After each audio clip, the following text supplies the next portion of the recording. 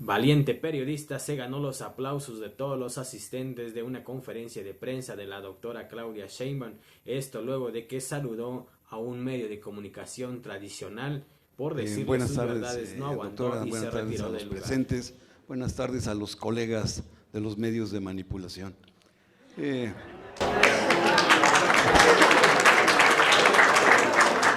Sobre este tema político que generó mucha controversia, de que su adversaria política pues prácticamente selló con un par de sus propuestas, consultarle de inicio este tema, doctora, por favor. No quisiera opinar sobre el tema, la verdad. Creo que la campaña tiene que ser con seriedad, porque finalmente lo que estamos haciendo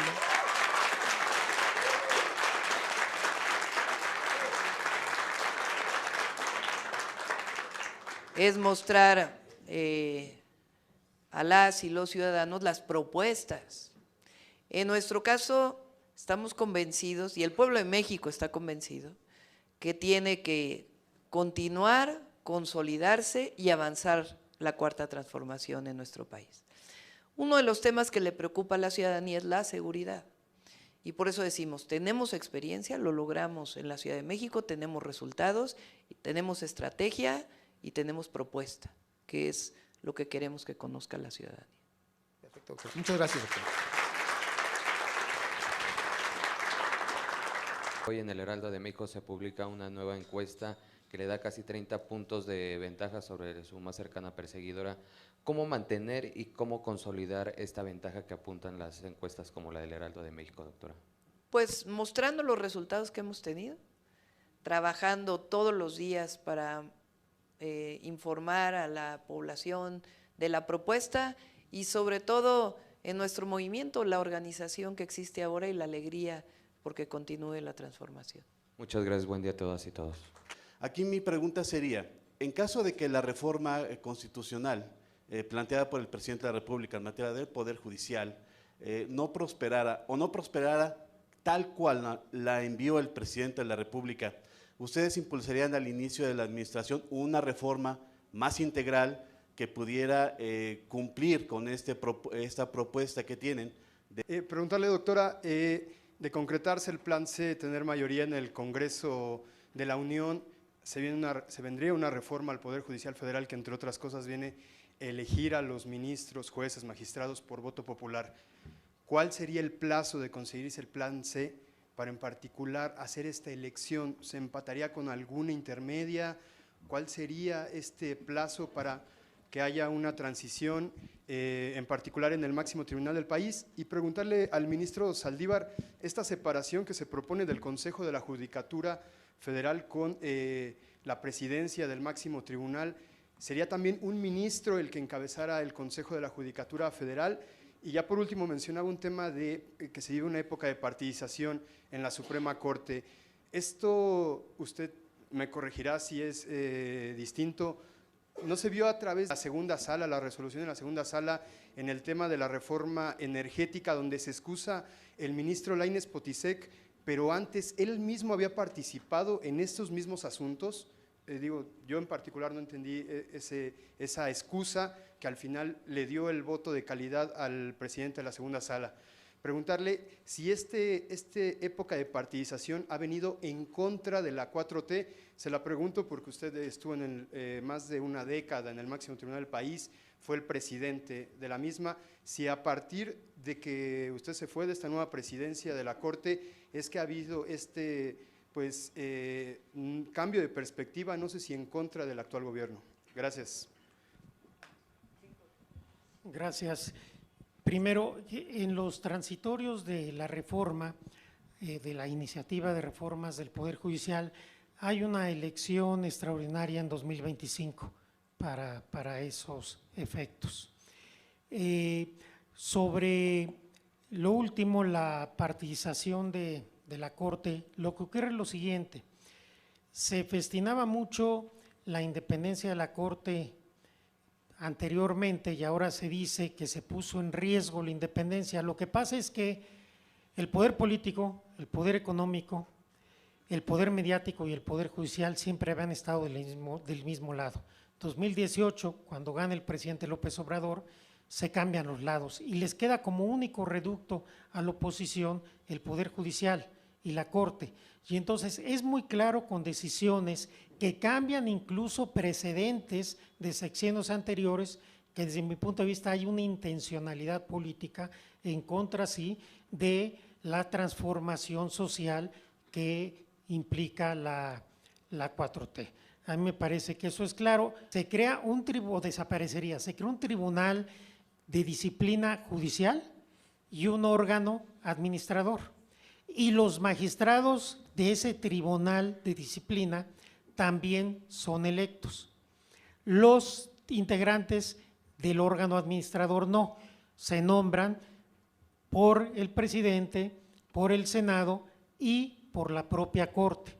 Entonces tenemos un tribunal disciplinario electo y un órgano administrativo con designaciones de los poderes, de tal suerte que desaparece el Consejo, pero me parece que esta división de sus atribuciones será muy importante y creo que podremos tener un poder judicial mucho más cercano a la gente y menos distante y menos comprometido con otro tipo de intereses. Muchas gracias.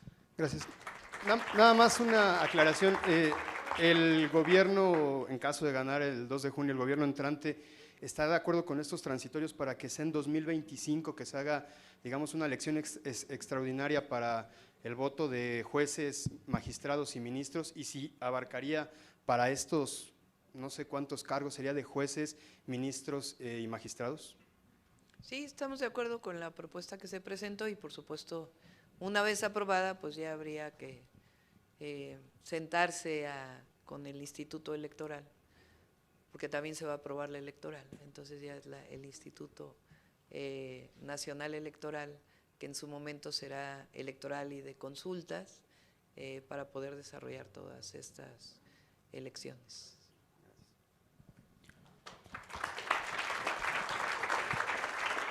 Última pregunta a cargo de Carlos Pozos. Buenas tardes, doctora, buenas tardes a los presentes, buenas tardes a los colegas de los medios de manipulación.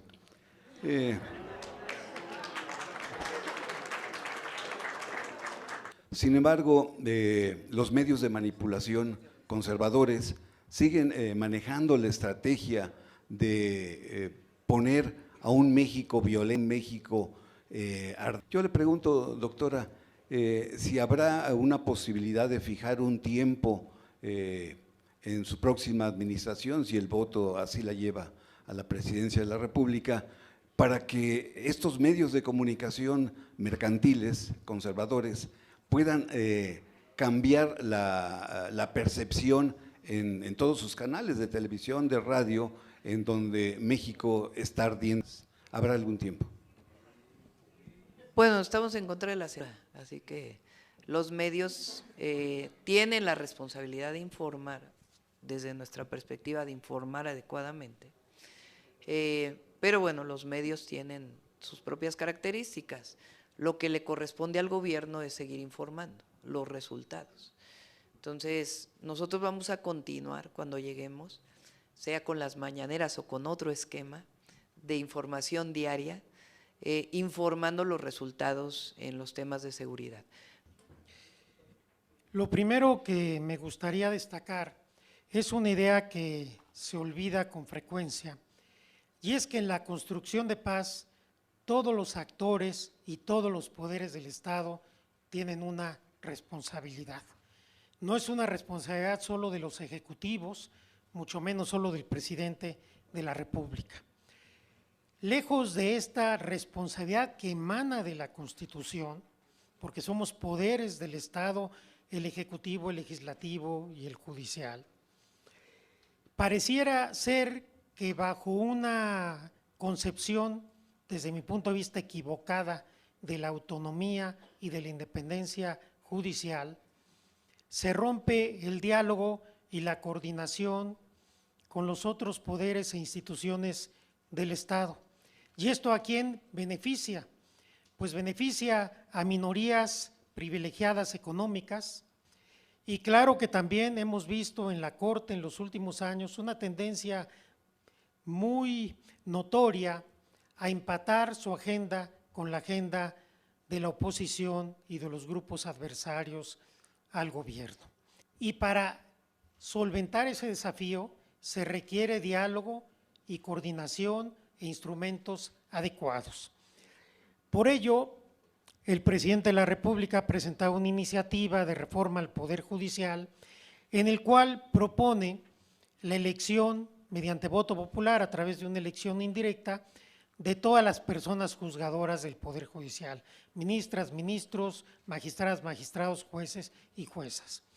Este es un ejercicio que obviamente está sujeto a debate para tratar de arribar a un mejor Poder Judicial, porque lo cierto es que el mecanismo que tenemos hasta ahora, como ha sucedido además en otros países, no ha sido del todo adecuado para alejar sobre todo a las ministras y ministros de los actores políticos o partidos políticos que los han postulado.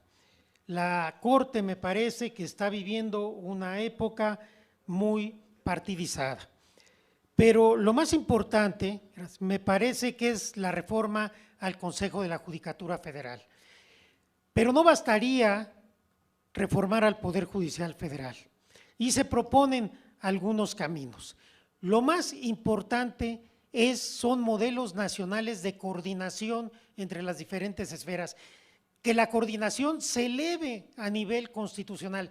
Ya vimos que la coordinación puede hacer diferencia. Nos lo acaban de demostrar una vez más lo que sucedió en la Ciudad de México.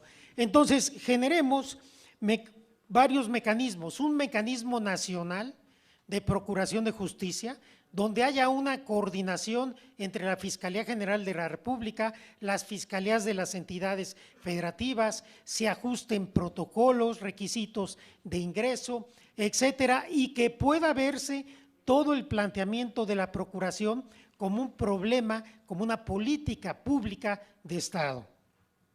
Por el otro lado, se requiere también un modelo nacional, un mecanismo nacional de impartición de justicia. La justicia local tenemos que voltearla a ver, el 80% de los asuntos son de la justicia local y en la mayoría de las entidades federativas, según nos los ha dicho la gente en los diálogos por la transformación, no funcionan. De tal suerte que requerimos un modelo nacional para homologar requisitos, para generar coordinación y para que cualquier tribunal del Estado tenga una calidad ética y profesional que responda a las necesidades de la gente.